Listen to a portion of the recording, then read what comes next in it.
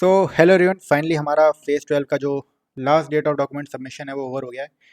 24 सितंबर was the last date and hopefully जो भी स्टूडेंट्स क्वालिफाई हुए थे, शॉर्ट लिस्ट हुए थे, नेक्स्ट डेट ऑफ स्क्रूटिनी के लिए उन्होंने प्रॉपरली अपने डॉक्यूमेंट सबमिट कर लिए होंगे, अपलोड कर दिए होंगे एसएससी की साइट पे। ठीक है, अभी मेन क्वेश्चन है, देखो आपकी जितनी हेल्प करनी थी डॉक्यूमेंट्स अपलोड के लिए मैंने कर दी।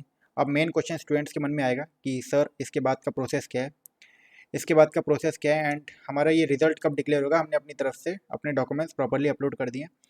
एक्सपेक्टेड डेट क्या है स्क्रूटिनी की, उस पर बात करेंगे। टाइमलाइन मैं आपको दिखा दूंगा एक बार, इसके बाद का एग्जाम प्रोसेस दिखा दूंगा, है ना, वो सब चीज़ें मैं आपको दिखा दूंगा। पहले एक कुछ मेन चीज़ें आपको बताता हूँ। अभी तक हम लोग थे एसएससी की मेन साइट पे, अभी फेज 11 में क्या होता था मैं आपको बताता हूँ। अभी एक होता है एसएससी की मेन साइट, ठीक है, आपने देखा होगा, एंड देन एसएससी की कुछ रीजनल साइट्स होती हैं।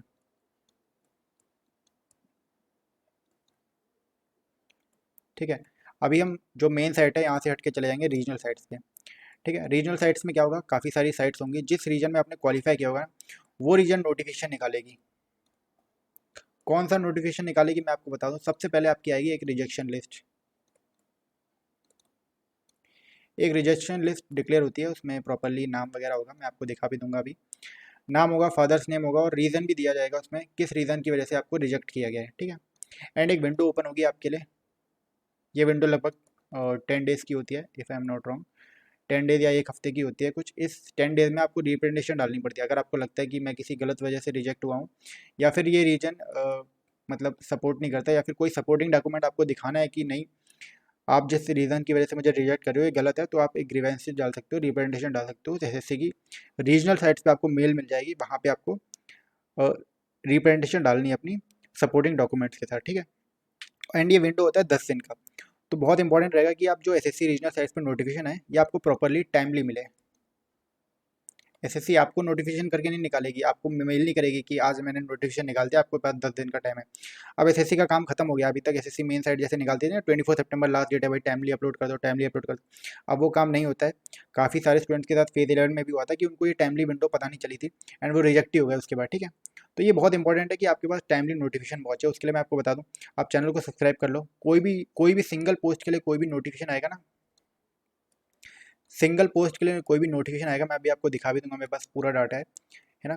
इसके बाद जो भी स्टेटस होगा मैं आपको प्रॉपरली वीडियो बना के बताते रहूँगा। सिंगल पोस्ट की कोई भी स्टेटस आएगा तो आपको इस चैनल पे ज़रूर देखने के लिए मिल जाएगा। ठीक है, तो टाइमली आपको सारी नोटिफिकेशन के बारे में बताते रहेंगे, इसलिए चैनल को सब्सक्राइब जरूर कर लेना, है ना। बाकी स्टार्ट करते हैं आज की वीडियो। हम लोग एनालिसिस करेंगे कि आपका रिजल्ट कब आ सकता है। ठीक है, ये है हमारे पास टाइमलाइन। हम लोग कंपेयर करेंगे फेज 11 से। जो बच्चे कहेंगे 9 एंड 10 का भी डाटा डालो, भाई 9 एंड 10 का डाटा आप कंपेयर ही नहीं कर सकते हो, है ना। उस टाइम पे अगर जिसने एग्जाम दिया उसको पता हो, ये डिलेड सिलेक्शन प्रोसेस कहते थे इसको पहले, इसको कहते थे डिलेड सिलेक्शन प्रोसेस। क्यों? क्योंकि बहुत टाइम लगता था इसमें, स्क्रूटिनी का रिजल्ट इतना टाइम बाद आता था, है ना। तो 9 एंड 10 का जो डाटा है वो कंपेयर नहीं कर सकते हम। हाँ, फेज 11 में बहुत प्रॉपरली इंप्रूव हुआ है और टाइमली मैनर में सारा प्रोसेस हुआ है। एंड हम लोग यही चीज़ सोचेंगे कि फेज 12 में क्योंकि ऑनलाइन अपलोड हुए हैं डॉक्यूमेंट्स, तो ये भी टाइमली होगा हमारा, है ना, और जल्दी फास्ट हो सकता है। तो फेज 11 का डाटा देखते हैं पहले। तो ये नोटिफिकेशन था हमारा, एंड नोटिफिकेशन हमारा आउट हो गया था 6 मार्च को, नोटिफिकेशन आ गया था। एग्ज़ाम हमारा 27 जून को हुआ था। रिजल्ट आउट 15 सितंबर को हुआ था। स्क्रूटिनी की लास्ट डेट 2 अक्टूबर थी। अब आप देख सकते हो ये ऑफलाइन प्रोसेस था, जबकि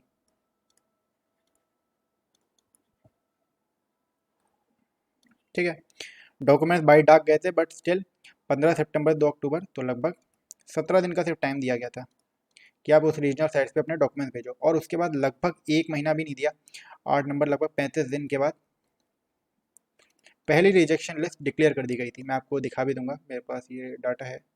ये थी हमारी पहली रिजेक्शन लिस्ट जो डिक्लेयर कर दी गई थी 8 नवंबर को।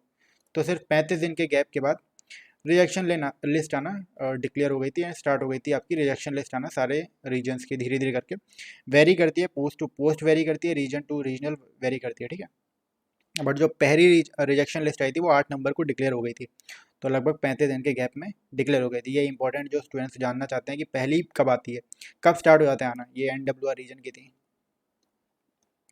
ठीक है, वो आपको मेरे पास रिजल्ट भी है, मैं आपको दिखा दूंगा अभी, है ना। इंटरनली जो शेयर होता है मैं वो भी आपको दिखा दूंगा, एक दो मेरे पास नोटिफिकेशन पड़े हैं कि एसएससी क्या कहती है अपनी रीजनल साइट्स को कि कैसे कैसे आपको काम करना है, ठीक है। देन अब हम चलते हैं फेस 12 पे। ये हमारा हो गया ऑनलाइन प्रोसेस,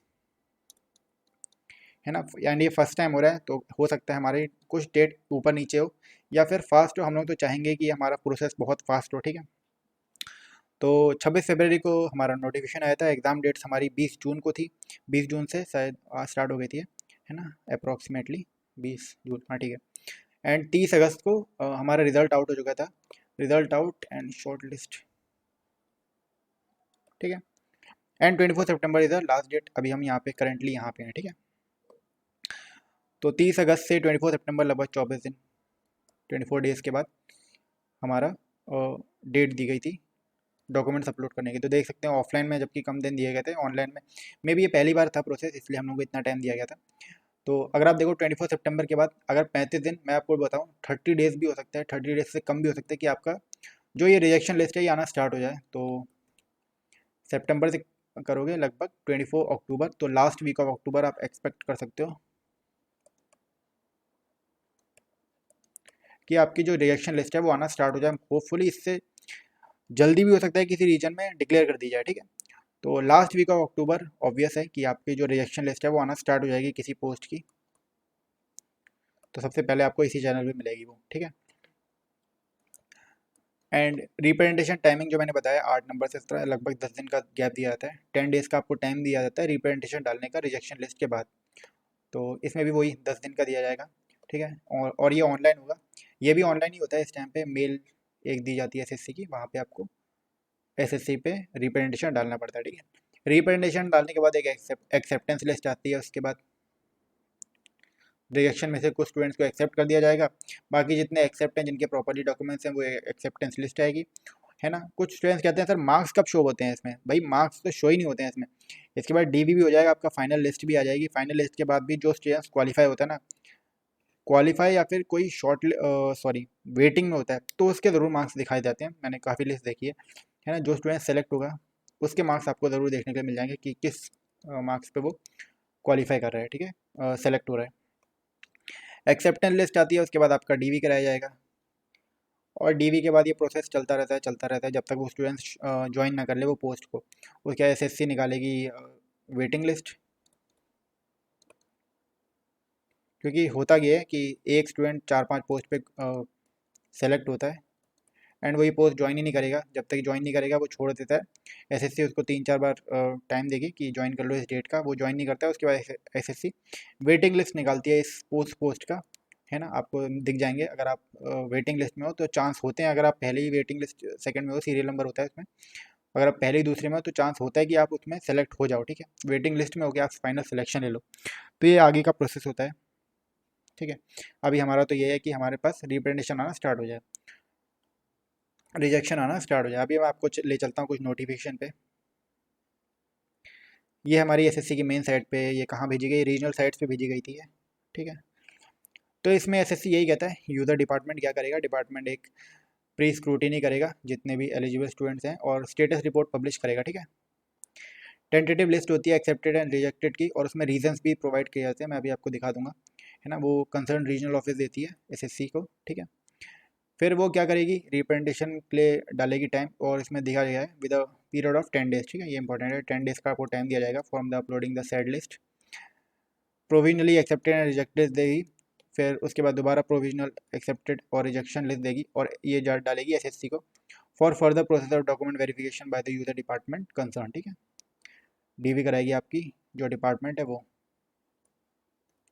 तो यही प्रोसेस है जो मैंने आपको बताया अभी पीछे, है ना। कंडक्ट डीवी कराएगी और उसके बाद डिटेल रिपोर्ट देगी रीजनल ऑफिस को, है ना। सेम प्रोसेस है। क्या होगा, आपका रिजेक्शन लिस्ट आएगा, 10 डेज का गैप मिलेगा रिप्रेजेंटेशन डालने का विंडो का। देन एक्सेप्टेड लिस्ट आएगी, एक्सेप्टेड लिस्ट, और इसके साथ रिजेक्टेड लिस्ट भी आती है ना। प्रोविजनली एक्सेप्टेड और रिजेक्टेड लिस्ट आएगी।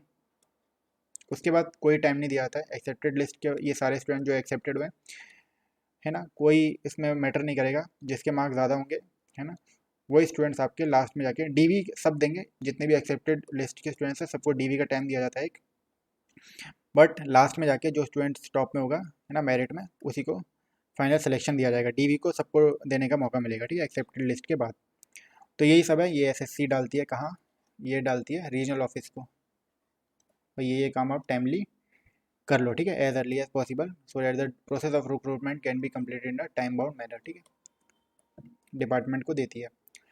अब ये इसकी बात कर रहा हूँ मैं, ये कब डिक्लेयर हुआ है मैं आपको डेट दिखाता हूँ। ये है 8 नवंबर का, ठीक है, जैसे कि मैंने बताया 8 नवंबर का है ये, 8 नवंबर का, ठीक है। 2 अक्टूबर को लास्ट डेट थी, अगर आप चेक कर सकते हो फेज़ 11 के डॉक्यूमेंट्स अपलोड करने की, एंड उसके बाद 8 नवंबर को ये रिजल्ट डिक्लेयर हो गया है। तो ये एग्जाम्पल कॉपी के लिए बता रहा हूँ।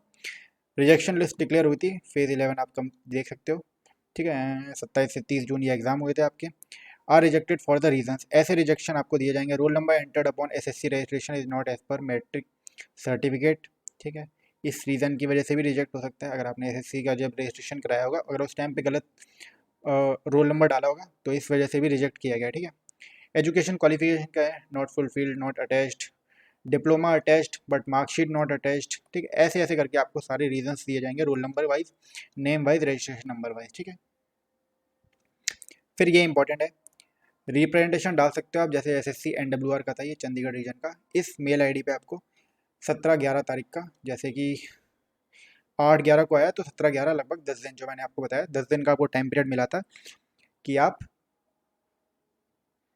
रिप्रेजेंटेशन डाल सकते हो, कि अगर आपको लगता है कि आपको गलत रिजेक्ट किया गया है या फिर कोई सपोर्टिंग डॉक्यूमेंट्स आपको दिखाना है तो आपको इस पे रिजेक्ट करना है, ठीक है।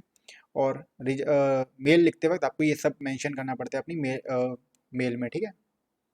Category in the representation, all the document attach with the representation may be send in PDF format only, otherwise his her representation will not be accepted, ठीक है।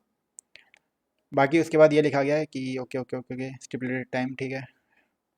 हाँ, काफ़ी काफ़ी टाइम ये होता है स्टूडेंट्स क्वालिफाई नहीं हुए हैं भाई, है ना, रिटर्न टेस्ट क्वालिफाई नहीं हुआ, वो अपने डॉक्यूमेंट सब भेज देते हैं ऐसे ही, उनको कंसिडर नहीं किया गया रिक्रूटमेंट के लिए, ठीक है। तो यहाँ तक प्रोसेस है। अभी नेक्स्ट प्रोसेस आपका यही होगा, यही रिजेक्शन लिस्ट आपकी पब्लिश की जाएगी, ठीक है। तो ये सब होपफुली आपको बहुत कुछ पता चला हो कि आपका एक्सपेक्टेड रिजल्ट कब आ सकता है, ठीक है। जितनी हेल्प करनी थी भाई आपकी कर दी मैंने। इसके बाद भी कोई भी नोटिफिकेशन आएगा या फिर कोई भी आएगा, ये आपको डाटा वो दिखा देता हूँ जो स्टूडेंट्स कहते हैं। हम लोग इसके बाद क्या काम करेंगे, मेरे पास है ये डाटा, ठीक है, मैंने आपको पहले भी वीडियो में दिखाया होगा, मेरे पास कंप्लीट डाटा है, जितनी भी पोस्ट हैं आपकी, है ना, ये सारी पोस्ट हैं, 2049 वैकेंसीज हैं अभी आपकी करेंटली। तो जितनी पोस्ट है ना वैकेंसी वाइज, मेरे पास सब कुछ है, मेरे पास क्वालिफिकेशन का भी डाटा है, एजुकेशन क्वालिफिकेशन का। तो अब क्या करेंगे हम लोग, इसके बाद यहाँ डाल देंगे स्टेटस, एंड स्टेटस में स्टार्ट कर देंगे कौन कौन सी रीजन का कहाँ तक प्रोसेस पहुँचा है, ठीक है। ये जो 4-5 पोस्ट है ये कैंसिल हो गई है एसएससी की तरफ से, इसलिए ये ऊपर आ गई है, ठीक है, इनको मैं अगली बार हटा ही दूंगा। ये सारी पोस्ट आपकी कैंसिल कर दी गई है एसएससी के द्वारा, ठीक है, तो इसका कोई नहीं। बाकी जितनी भी पोस्ट है सारी है मेरे पास, हम लोग स्टेटस लेते हुए चलेंगे, किस रीजन का क्या क्या स्टेटस चल रहा है वो सारा आपको हमारे चैनल पे देखने के लिए मिल जाएगा। कोई भी एसएससी की साइट पे अगर आपने क्वालिफाई किया है, कोई भी पोस्ट में क्वालिफाई किया तो उसका प्रेजेंट डाटा, प्रेजेंट स्टेटस आपको इस चैनल पे ज़रूर मिलते चलेगा, ठीक है। वीकली वाइज हम लोग डाटा निकालते रहेंगे, कौन कौन से पोस्ट का डाटा आ गया है या फिर रिप्रेजेंटेशन लिस्ट आ गई है, ठीक है। तो इसलिए मैं कह रहा हूँ चैनल को सब्सक्राइब कर लेना इंपॉर्टेंट रहेगा आपके लिए, है ना, सारे नोटिफिकेशन मिलेंगे। बाकी लिए अपनी तैयारी करते रहिए भाई, है ना, मिलते हैं आपसे नेक्स्ट वीडियो में, थैंक यू। मेरा ये चैनल सब्सक्राइब करें और मेरे हर अपडेट आपको मिले, इसके लिए बेल आइकन जरूर दबाइएगा। आप सभी को मेरी ढेर सारी शुभकामनाएं।